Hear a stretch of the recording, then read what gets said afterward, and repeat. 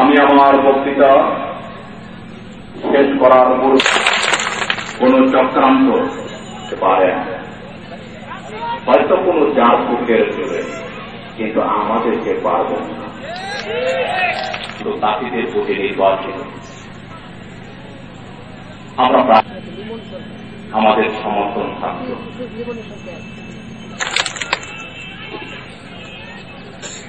আজ থেকে 7 দিনের মধ্যে যদি বেনাপোল স্থলবন্দর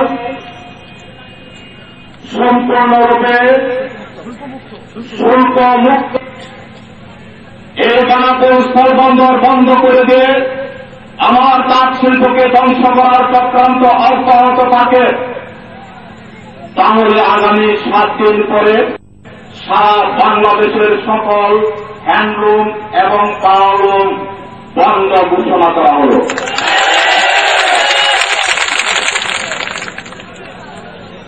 অনির্দিষ্টকালের জন্য আমরা আমাদের তাঁত বন্ধ রাখবো। আমরা দেখব ওই 250 সিন্ডিকেট বাড়ি পুরোটা কোথায় সুতা বিক্রি করে।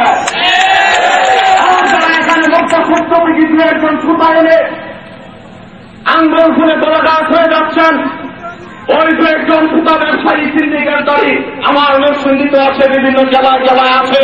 তাদের উদ্দেশ্যে বলছি, একটি তাঁতও চলবে না আগামী 7 দিনের পর থেকে, একটি তাঁতও চলবে না। আর আপনাদের সুতা আগামী 7 দিন পর থেকে এই জেলায়, বাংলাদেশের কোন জেলায় নেওয়ার চেষ্টা করবেন না।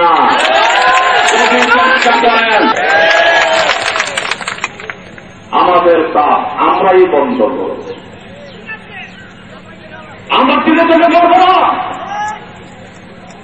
আমরা বর্তমান সরকারকে জানিয়ে দিতে চাই যে আমাদেরকে ধীরে ধীরে মারবেন না। আমরা 7 দিন পর মাননীয় প্রধানমন্ত্রী আপনার কাছে আমরা ফরিয়াদ করছি, আমরা আকুল আবেদন করছি, আমরাই বন্ধ করে দেব মাননীয় প্রধানমন্ত্রী আগামী 7 দিন পরে।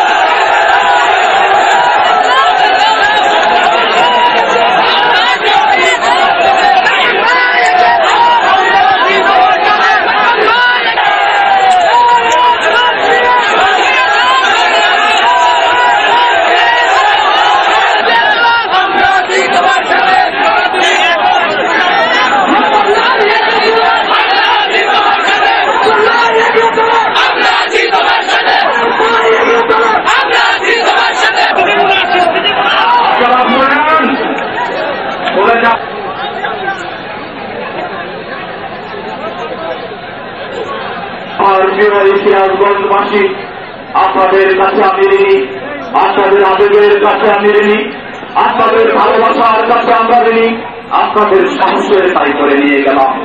যদি কোনদিন সুযোগ হয় আমার দেশের 1,25,00,000 তাঁতি পরিবারের সেই ঋণ শোধ করার চেষ্টা করব।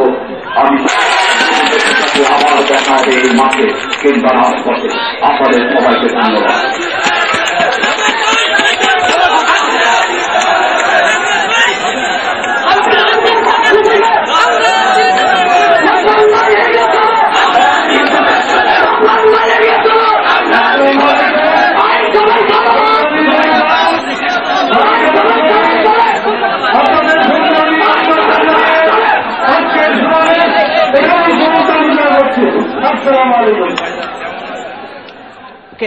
আর মিল মালিকরা চিহ্নিত করেছেন গ্যাস বিদ্যুৎ সংকটে উৎপাদন কমে যাওয়া সহ 4টি কারণ। এদিকে সুতার অব্যাহত দাম বৃদ্ধিতে বন্ধ হয়ে গেছে দেশের অন্যতম তাঁত পল্লী কুষ্টিয়ার কুমারখালীর প্রায় 20,000 তাঁত। নারায়ণগঞ্জের নাফিজ আশরাফ এবং কুষ্টিয়ার ফারুক আহমেদ পিনুর পাঠানো তথ্য ও ছবি নিয়ে দেখুন ডেস্ক রিপোর্ট। নারায়ণগঞ্জ দেশের অন্যতম সুতার বাজার। প্রায় 350 মিলে উৎপাদিত সুতা এ বাজার থেকেই পাইকারি ও খুচরা মূল্যে বিক্রি হয়। এখানেই রয়েছে সুতা ব্যবসায়ী ও হোশিয়ারি শিল্প মালিকদের 2টি জাতীয় সংগঠন। সুতার অব্যাহত দাম বৃদ্ধির কারণকে নিজেদের মতো ব্যাখ্যা দিয়েছেন 2 সংগঠনের নেতারা। সুতার দাম একটা সিন্ডিকেট করছে, তারা সিন্ডিকেটের মাধ্যমে সুতার দাম বাড়িয়ে দিয়েছে। এটা সরকারের এই সিন্ডিকেট ভাঙা দরকার। বর্তমানে গ্যাস সংকটের জন্য এবং বিদ্যুৎ সংকটের জন্য আমাদের বিভিন্ন স্পিনিং মিলে গড় 30 থেকে 40% প্রোডাকশন লস হইতেছে, যার জন্য চাহিদা বেশি, উৎপাদন কম, এই জন্য সুতার দাম দিন দিন বাড়তেছে। গেল 5 মাসে সুতার প্রকৃতিভেদে দাম বেড়েছে পাউন্ড প্রতি 40 থেকে 70 টাকা পর্যন্ত। এই জন্য সুতা উৎপাদনকারীরা চিহ্নিত করেছেন 4টি কারণ। বর্তমানে গ্যাস এবং বিদ্যুৎ সংকট, যার দরুন প্রত্যেক স্পিনিং মিলে 40 থেকে 50% প্রোডাকশন কম হচ্ছে। আন্তর্জাতিক বাজারে তুলার দাম যেটা ছিল 60 সেন্ট সেটা এখন হয়ে গেছে 100 সেন্ট। আর 3 নম্বর কারণ হল ভারত হঠাৎ করে তাদের এক্সপোর্ট দিচ্ছে বন্ধ করে, এবং কিছু মধ্যস্বত্বভোগী লোকজন যে প্রত্যেকের ধারণা যে ভারত যখন তুলা বন্ধ করে দিয়েছে এখন সুতার পাওয়া যাবে না, যা আছে সুতা কিনা শুরু করে দিয়েছে, সুতা কিনা স্টক করতেছে। এদিকে সুতার অস্বাভাবিক দাম বৃদ্ধিতে হুমকির মুখে পড়েছে দেশের তাঁত শিল্প। সুতার দাম বৃদ্ধিতে উৎপাদন খরচ বেড়ে যাওয়ায় এরই মধ্যে বন্ধ হয়েছে কুমারখালীর প্রায় 20,000 তাঁত। নিজেদের অস্তিত্ব টিকিয়ে রাখতে আন্দোলনে নেমেছে কুষ্টিয়ার কুমারখালীর তাঁত মালিক ও শ্রমিকরা। মানববন্ধন সহ নানা কর্মসূচি পালন করেছে তারা। এখানে এত পরিমাণ সুতার দাম বৃদ্ধি হয়েছে প্রায় 20,000 টাকা পার বেলে। এই 20,000 টাকা বৃদ্ধির কারণে আমাদের উৎপাদন করে কোনো আমরা পোষাতে পারছি না। পার থানে আমাদের 50-60 টাকা লস হয়ে যাচ্ছে। এই লসের কারণে এখানে সমস্ত তাঁত এবং কুমারখালী হাজার হাজার তাঁত এইভাবে বন্ধ হয়ে যাচ্ছে। এ অবস্থায় মঙ্গলবার সিরাজগঞ্জের বেলকুচিতে তাঁত মালিক ও শ্রমিক সমাবেশ অনুষ্ঠিত হয়েছে। সমাবেশ থেকে স্থলপথ দিয়ে বিনা শুল্কে সুতা আমদানির দাবি জানানো হয়। 1 সপ্তাহের মধ্যে দাবি মানা না হলে দেশের সকল তাঁত শিল্প অনির্দিষ্টকালের জন্য বন্ধ করে দেওয়ার হুমকি দেওয়া হয় সমাবেশ থেকে। ইহসানুল করিম, এনটিভি নিউজ ডেস্ক। আপনারা দেখছেন এনটিভির দেশ।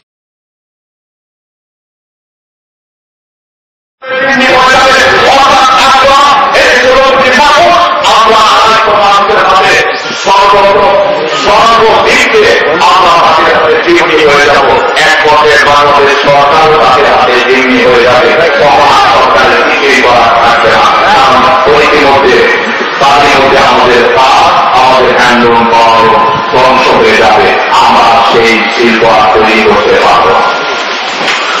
মাননীয় প্রধানমন্ত্রী, জানি না আপনার কাছে আমাদের এই কষ্টের মিটিং আমার প্রিয় শ্রমিকরা ওদের মাঝে দাঁড়িয়ে আছে, তাদের কথা যাবে কিনা জানি না, এই কথা শুধু তোমার কাছে মিলিয়ে যাবে কিনা জানি না, আপনার মন্ত্রণালয়ের বিভিন্ন মন্ত্রণালয়ের মাননীয় মন্ত্রী বাহাদুরদের কাছে যাবে কিনা জানি না। আমার প্রিয় সাংবাদিক ভাইরা তাদের লেখনের মাধ্যমে, ছবির মাধ্যমে আমাদের এই হৃদয়ের কষ্টের কথা বাংলাদেশ সরকারের দৃষ্টিগোচর করার চেষ্টা করবে কিনা।